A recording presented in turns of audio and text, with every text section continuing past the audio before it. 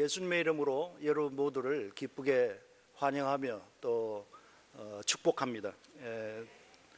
저는 한 7년 반 전에 인도 남부 타밀나두주 시골 마을로 선교사 파송을 받아서 나간 이성민 목사입니다.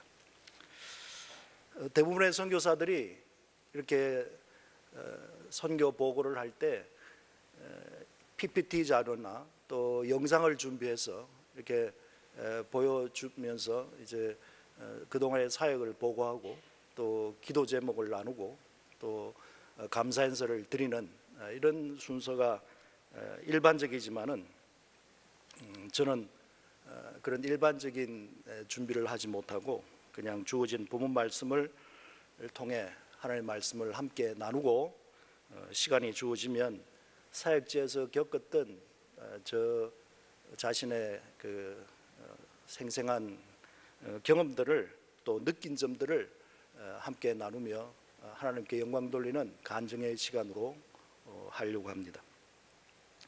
일단 함께 주어진 이 본문 말씀 집중해 보겠습니다. 말씀의 제목은 하나님의 극진하신 사랑입니다. 바라기는 우리 모두 이 주어진 본문 말씀을 통해서 영적인 교훈을 받는 은혜롭고 복된 시간 되시기 바랍니다. 본문의 이야기는 소위 믿음의 조상인 아브라함의 조카 롯에 대한 이야기입니다. 이 롯은 아브라함과 결별하여 평지인 요단강 주변에 드넓은 들판으로 이사를 했습니다. 창세기 13장 10절에서 13절까지의 말씀을 보시면 이에 롯이 눈을 들어 요단 지역을 바라본 즉 소알까지 온 땅에 물이 넉넉하니 여호와께서 소돔과 고모라를 멸하시기 전이었으므로 여호와의 동산 같고 애굽 땅과 같았더라. 결국 롯은 자기 눈에 보기에 좋았던 땅, 마치 애굽 땅 같고 여호와의 동산 같은 그 땅을 택했다라고 우리에게 알려주고 있습니다.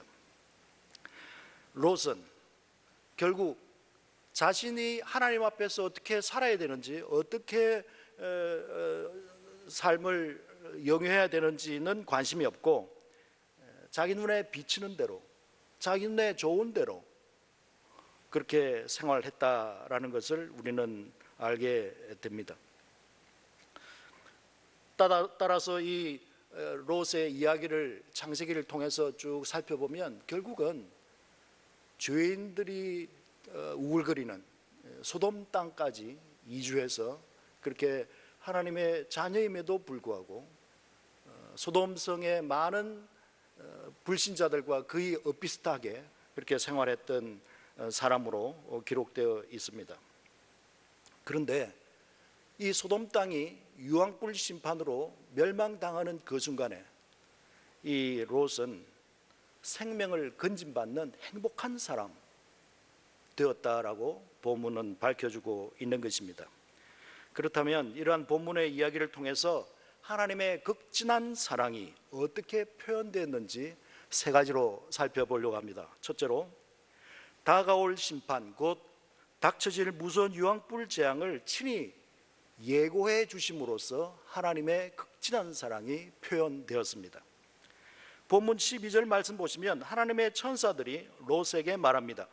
내게 속한 자들을 다 성 밖으로 이끌어내라. 그리고 13절에서 여호와께서 이곳을 멸하시려고 우리를 보내셨다. 우리가 멸하리라고 기록하고 있습니다. 롯에게 나타난 하나님의 극진한 사랑은 바로 임박한 멸망을 롯이 알아들을 수 있는 수준의 그런 언어를 통해서 천사들이 예고해 주심으로 하나님의 극진한 사랑이 표현된 것입니다. 주 안에서 사랑하는 성도 여러분, 임박한 재앙을 미리 알려주신 하나님, 이 얼마나 자상하고 자비로우신 하나님이십니까? 이런 하나님을 저와 여러분들은 아버지여, 아버지 하나님 이렇게 부르고 있는 것입니다. 믿으시기 바랍니다. 여러분, 우리가 아버지여 라고 부르는 그 하나님은 이토록 풍성하신 사랑이 많으신 하나님이십니다. 죄악이 흘러넘쳐 악이 너무 넘쳐서 멸할 수밖에 없는 그 소돔성, 그 안에 살고 있는 롯을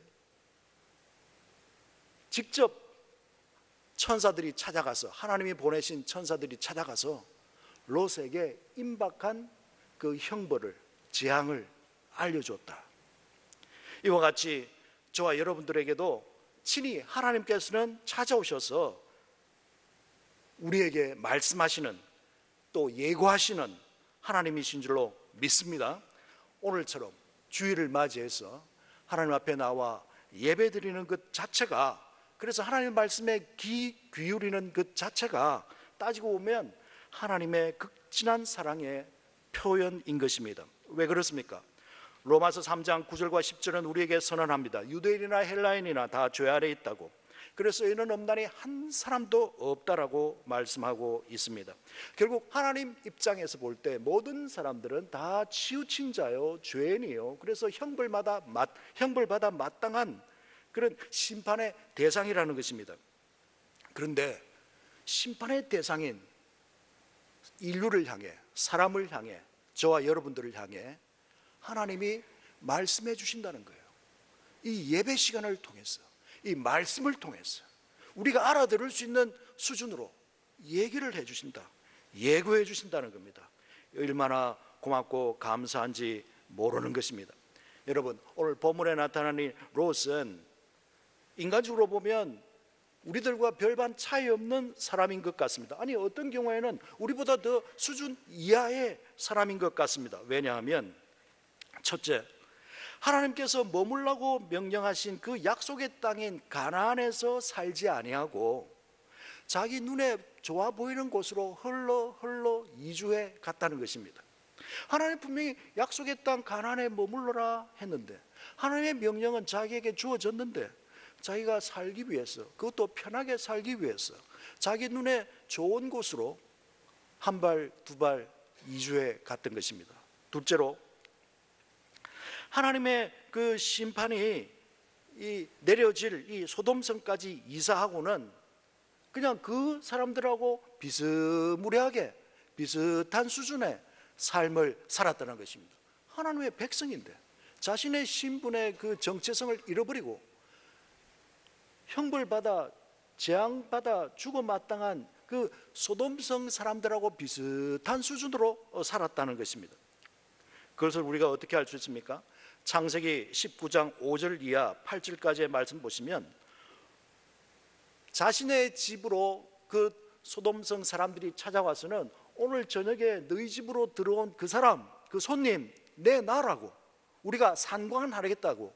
그 상관한다는 얘기는 성적인 어떤 추행을 하겠다라는 것이에요.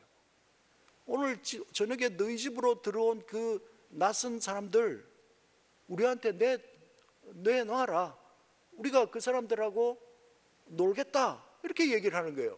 그런데 창세기 19장 5절에서 8절까지에 보면 롯은 스스럼 없이 자신의 두 딸을 그 동네 사람들한테 내줍니다. 자기 집에 온 손님을 지키기 위해서. 아니 여러분, 아버지로서 그렇게 딸에게 할 수 있습니까? 그런데 그렇게 한 거예요. 그러니까 이 롯은 이 정신 상태가, 어떤 도덕적인 수준이, 어떤 영적인 수준이 그만큼 떨어진 거예요. 주 안에서 사랑하는 성도 여러분, 이상의 열거한 이 사실들만 봐도 롯은 참 저와 여러분 인간적인 면에서 볼 때 비스무리하든지 아니면 수준 이하의 그런 롯임에도 불구하고 하나님께서는 그 롯을 사랑해 주신 것입니다. 어떻게 해요? 임박한 불심판을 예고함으로써 하나님의 극진한 사랑을 이 롯에게 나타내 주신 것입니다.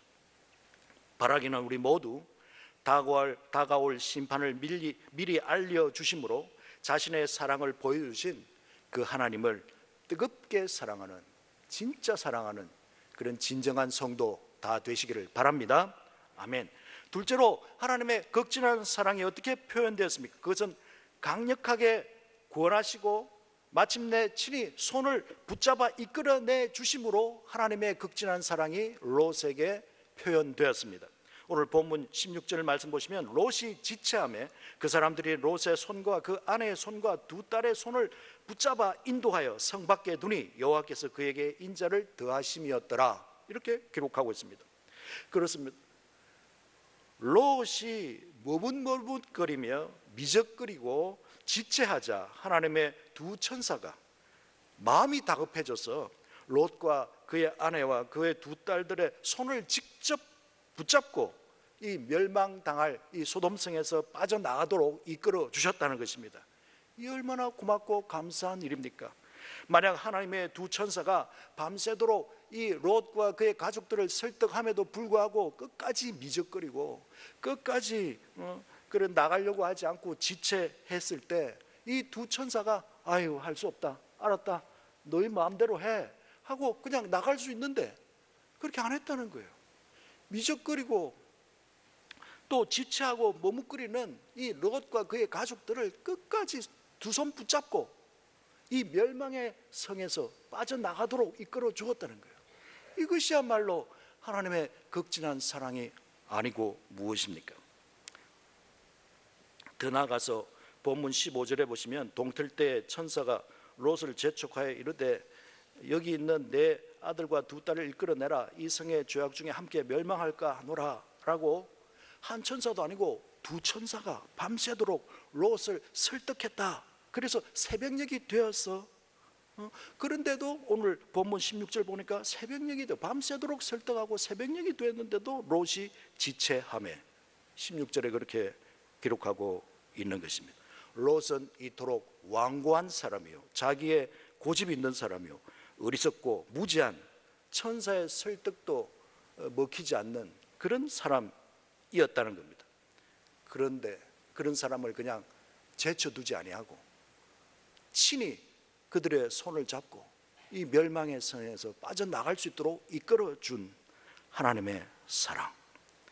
사랑하는 성도 여러분, 길 가는 사람들에게 야, 딱 한 번만 하늘의 그 하나님이 내 아버지라고 한 번만 고백해봐, 내가 돈을 줄게.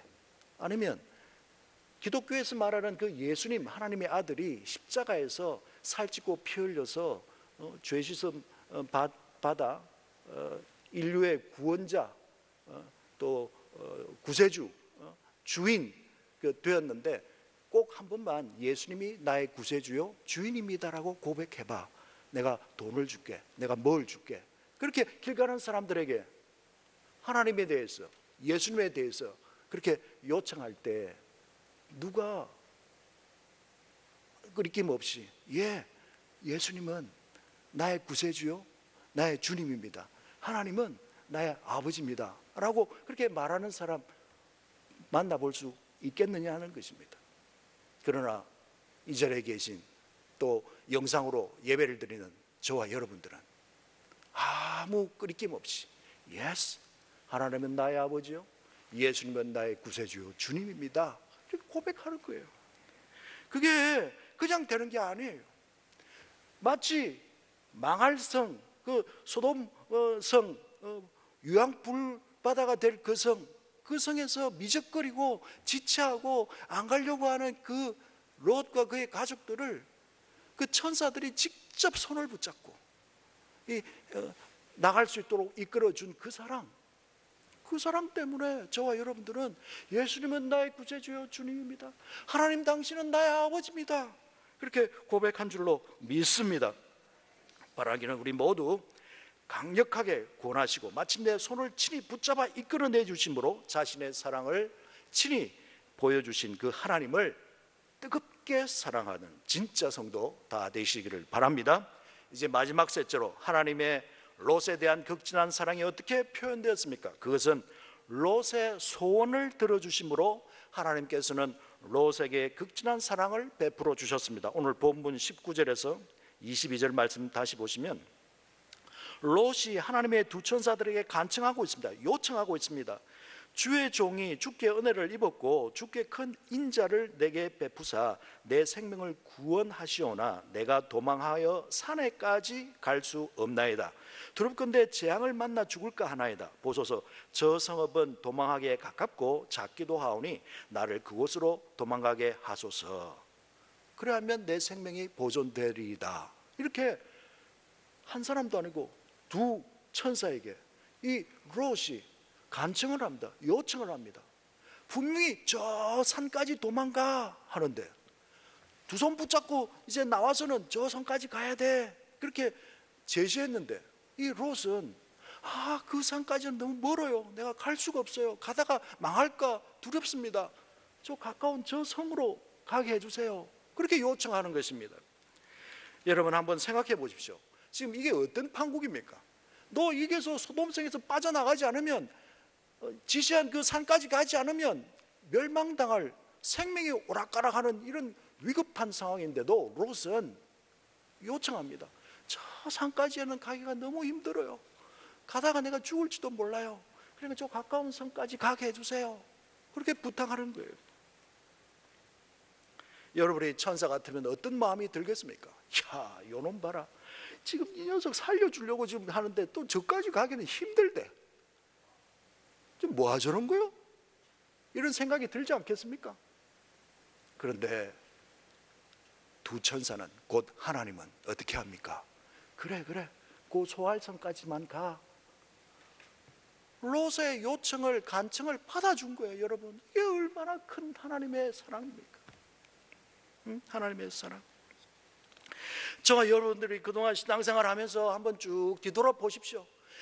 말씀을 읽는 가운데, 찬양하는 가운데, 집회에 참석을 하는 가운데, 또 세미나에 가서 아니면 밤새 기도하는 가운데, 찬양을 듣는 가운데 마음속에 생기는 거룩한 어떤 생각. 이번에는 이렇게는 해야 되겠구나. 그렇지. 내가 받은 바 은혜가 있고 내가 이 일을 위해서 하나님 앞에 이렇게 보답해야지. 이런 작정들을, 그런 생각들을 한 적이 없습니까? 그런데 그 시간이 좀 지나고 나서, 하룻밤 자고 나서, 또 며칠 지나고 나서 그때 내가 생각하고 말했던 거는 좀 너무 과한데, 저 산까지 가는 거는 너무 과한데, 가다가 내가 잘못될 수도 있는데 차라리 요 가까운 소알성까지 가게 해주세요 라고 부탁했던 롯처럼 하나님, excuse me, 고까지는 힘들겠습니다. 내가 그때는 무슨 정신으로 그래 생각하고 말했는지 모르겠지만 그건 힘들겠고 요까지는 제가 하겠습니다. 그렇게 해본 적이 없습니까? 그런데 하나님은 그런 롯의 말도 안 되는 간청을 들어준 거예요.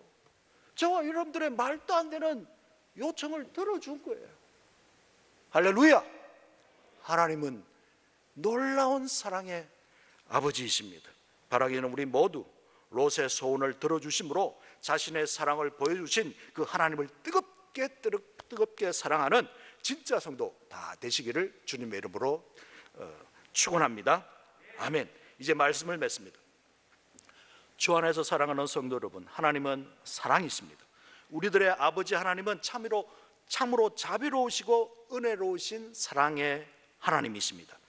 믿음의 사람 아브라함을 떠나 죄악이 넘쳐 흐르는 소돔 땅에까지 이주하여 살면서 하나님 자녀다운 본연의 모습은 슬금슬금 없어지고 예수 없이 사는 불신자 그 소돔성 사람들로 비스무리한 영적인 수준으로 타락되고 있는 그 롯, 그를 하나님은 함께 성과 함께 멸하지 아니하시고 두 천사를 보내서 구출해 준 것, 이게 하나님의 사랑입니다. 롯에 나타난 이 하나님의 놀라운 사랑은 왜 나타났습니까? 롯이 잘했어요? No, 롯은 수준 이하의 사람, 영적으로 띠비드한 사람입니다. 그렇지만 롯이 이렇게 하나님의 극진한 사랑을 받게 된 것은 아브라함의 중보기도요, 하나님의 강권적인 은혜 덕분인 것을 잊지 말아야 합니다. 그렇다면 롯에게 나타난 하나님의 극진한 사랑 어떻게 표현됐습니까? 이미 말씀드린 대로 첫째는 임박한 멸망을 미리 알려줌으로 하나님의 극진한 사랑이 표현됐습니다. 둘째로 강력하게 권하시고 밤새도록 설득해서 말을 안 들으니까 손을 붙잡고 친히 이렇게 빠져나가도록 인도하심으로 하나님의 극진한 사랑이 표현됐습니다. 마지막 셋째로는 하나님, 저 주의 천사님, 저 산까지에는 가기가 너무 힘들어요. 내가 가다가 벌 받을 것 같아요. 내가 잘못될 것 같아요. 요 가까운 성 소활까지 가면 안 될까요? 라고 말하는 말도 안 되는 요청에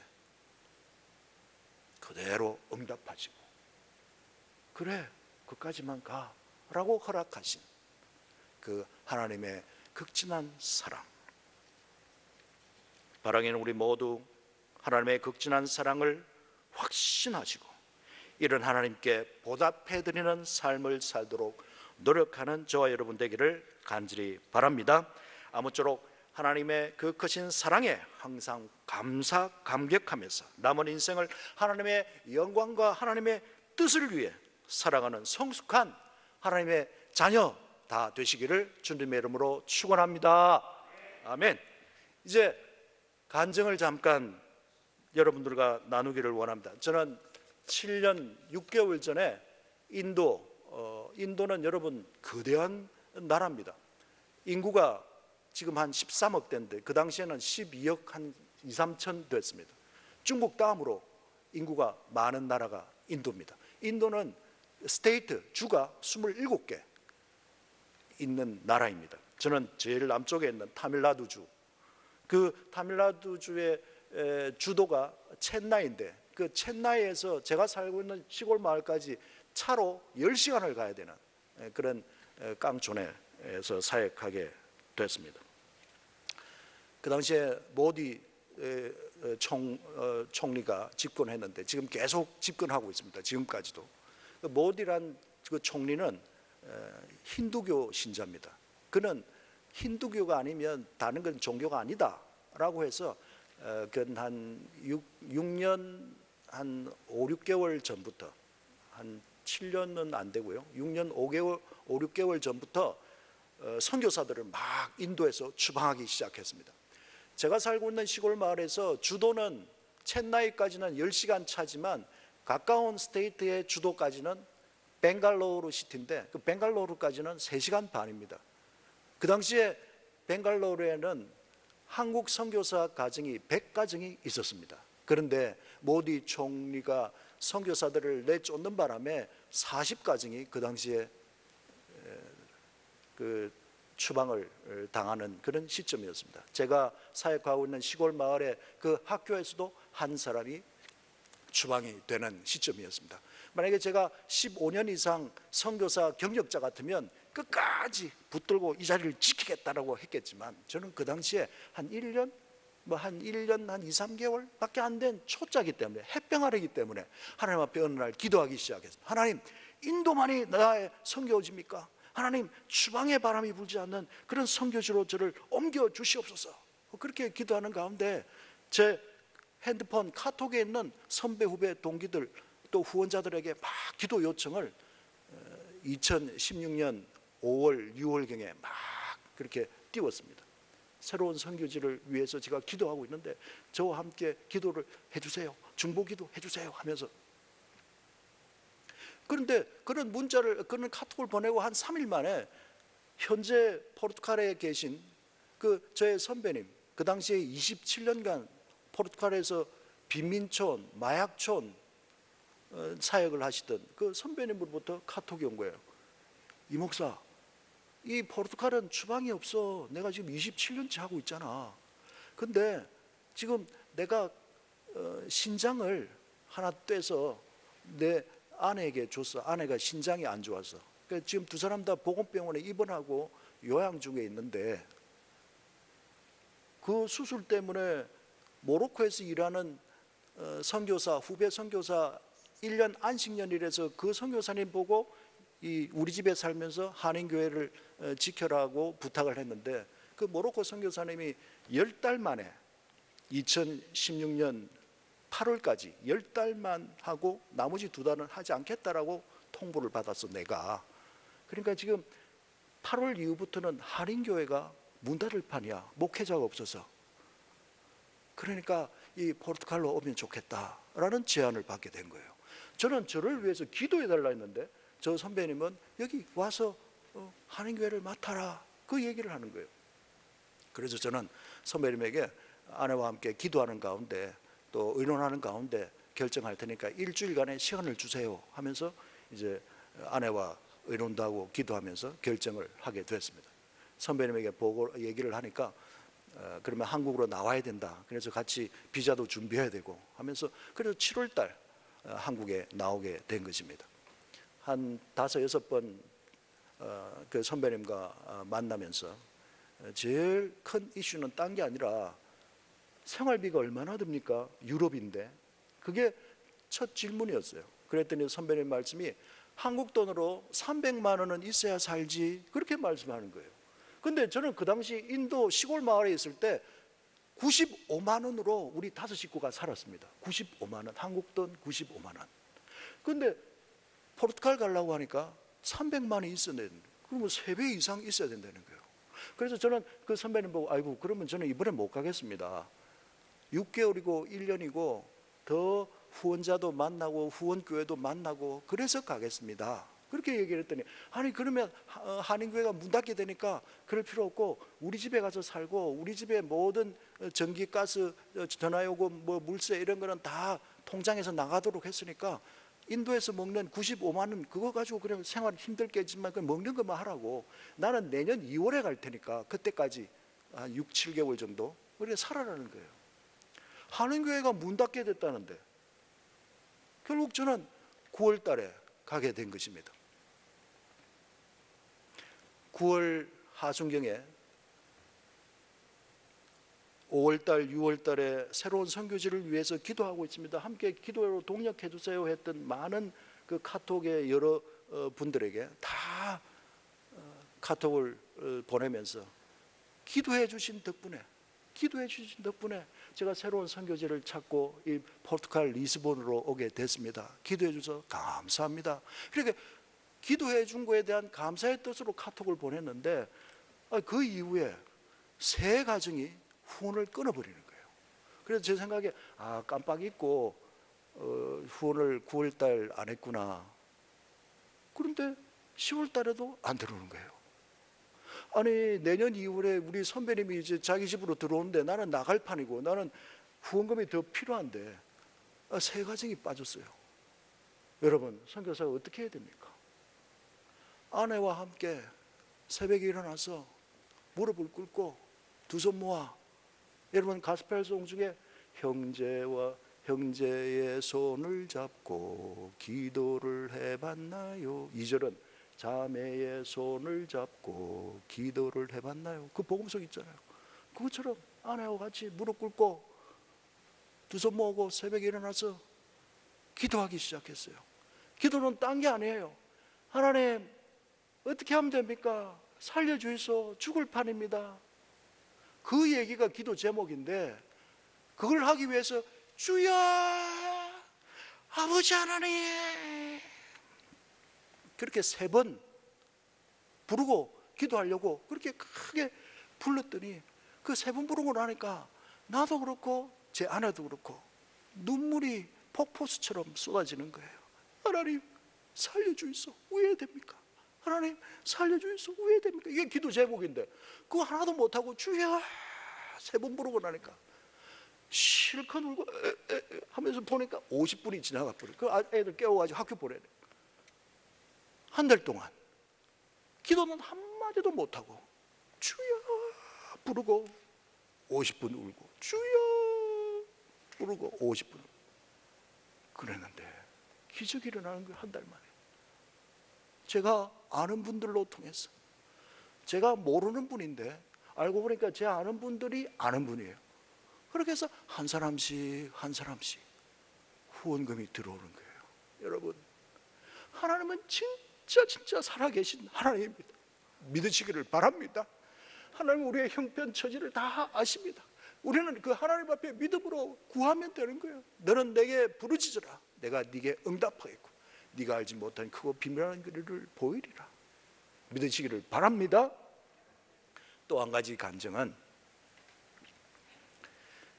팬데믹 전에 2019년 팬데믹 전에 1년 동안에 우리 한인교회 여행객 성도로 오셔서 우리 한인교회 예배 참석한 분들을 1년 동안 2019년 1년 동안 통계를 내보니까 근 400명 가까이가 왔다 가셨어요. 그래서 그걸 54주로 나오니까 6.7인가 뭐 6.8인가 그래 나와요. 그러면 결국 매주 6분에서 7분의 여행객 성도가 우리 한인교회에 참석했다는 거예요.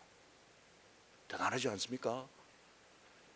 이 포르투갈은 여러분 세계 지도를 보면 유럽의 제일 남쪽 서쪽 끝이에요. 남쪽이면서 가장 서쪽 끝. 스페인 바로 옆에 있는 작은 나라입니다. 이 사이즈는 대한민국의 90% 사이즈. 그런데 인구는 대한민국은 5천만이 넘지만 이 포르투갈은 1,000만 조금 넘습니다. 1,020만 정도 됩니다. 그러면 이곳에 한인들은 얼마나 사느냐? 지난 2021년 작년이죠. 작년 연말 통계에 의하면 이 포르투갈 전체 대한민국 사람은 265명입니다. 265명. 그런데 이게 순수 대한민국 사람만이 있는 거 아니고 국제 결혼한 그런 사람까지 다 합쳐가지고 어쨌든 265명입니다. 전국에. 그러다 보니까 제가 목회하고 있는 포르투갈 리스본 한인교회는 전국의 유일한 한인교회입니다. 이제 이렇게 여행객 성도들이 매주 6분에서 7분 이렇게 오시게 되는데 예배 드리고 나서 2부 순서로 서로 소개하고 이 티타임을 가지게 되는데 권사님들이 그동안 쭉 통계적으로 보니까 권사님들이 목사님 오늘 제가 여행 와가지고 한국말로 찬양하고 한국말로 하시는 설교 듣고 한국말로 부르짖며 기도했고 너무너무 은혜가 되고 좋아요. 그러면서 그 권사님 내 손을 탁 잡으면서 목사님 아무리 힘들어도 이 한인교회를 지켜주세요. 그렇게 했던 권사님들은 한국 가셔서는 꼭 많든 적든 꼭 후원을 하기 시작해요. 여러분 포르투갈이 유럽에 있어서 유럽이 잘 살면 잘 사는 거지 그 선교사가 잘 사는 것은 아닙니다. 그렇지 않습니까? 그 나라가 잘 살면 잘 사는 거지 이 선교사가 잘 사는 건 아닙니다. 그런데 하나님의 은혜로 저는 그동안 살면서 단 한 끼도 굶은 적이 없습니다. 맹물 마신 적이 없습니다. 하나님의 은혜로 지금 6년째 사는데 편안하게 잘 살고 있습니다. 이 모든 것이 저는 하나님의 은혜요 축복이라고 생각합니다. 그래서 제 마음에 이런 고백을 한 적이 있습니다. 하나님, 저를 이 군사로 하나님의 군사로 불러주셨는데 이 후방에서 PX 왔다 갔다 하는 군사 말고 특전사로 만들어 주어가지고 적진에 헬기 타고 투하해서 그 임무를 수행하고 다시 헬기가 오면 감사하고 안 와도 좋습니다. 이런 말을 제가 하게 된 적이 있었습니다. 그러면서 제가 깜짝 놀라가지고 아니 내가 지금 싱글도 아니고 처자식이 있는데 헬기가 또 와야지 그래서 나를 구출해 줘야지. 그렇지만 제 마음은 이미 받은 은혜와 복으로 족합니다. That's enough. 충분합니다. 헬기가 와서 나를 구출해 줘도 좋지만 안 해줘도 좋습니다 라는 간증 아닌 간증을 제 마음에 하게 되었습니다. 여러분 제가 왜 이런 말씀을 드리냐면 하나님은 진짜 살아계신 하나님입니다. 저나 여러분들이나 삶의 환경이 다르고 여건이 다르고 여러 모양새가 다르긴 하겠지만 각자 나름대로의 아픔이 있고 눈물이 있고 한숨이 있고 답답함이 있지 않습니까? 그럴 때 하나님께 부르짖으면 하나님 우리의 작은 신음에도 응답하시는 살아계신 하나님인 것을 저는 오늘 간증하고 싶었던 것입니다. 여러분 이런 하나님을 꼭 믿으시고 끝까지 믿음으로 사는 저 여러분 다 되기를 간절히 바랍니다. 이제 마지막으로 은혜, 복음송 중에 은혜 찬양이 있죠. 함께 재창하고 제가 잠깐 기도하고 마치겠습니다.